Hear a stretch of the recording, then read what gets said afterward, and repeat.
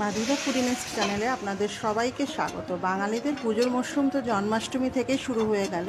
আর পুজো মানেই ঠাকুরকে ভোগ নিবেদন করার ইচ্ছে আমাদের সকলেরই হয়।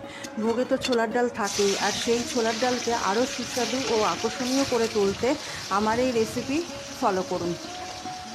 ছোলার ডালকে 2 ঘন্টা আগে থেকে ভিজিয়ে রেখে প্রেসার কুকারে জল গরম হলে ছোলার ডালে পরিমাণ মতো হলুদ, লঙ্কা, জিরের গুঁড়ো, লবণ, চিনি, কয়েকটি কাঁচা লঙ্কা দিয়ে সিদ্ধ করে নিতে হবে। এইদিকে কড়াইতে সয়াবিন অয়েলে গোটা জিরে, তেজপাতা, গোটা গরম মশলা দিয়ে পনিরকে হালকা করে ভেজে নিয়ে তার মধ্যে ছোলার ডাল দিয়ে দিতে হবে। নামানোর পর ঘি দিয়ে ভোগ নিবেদন করুন। Thank you viewers.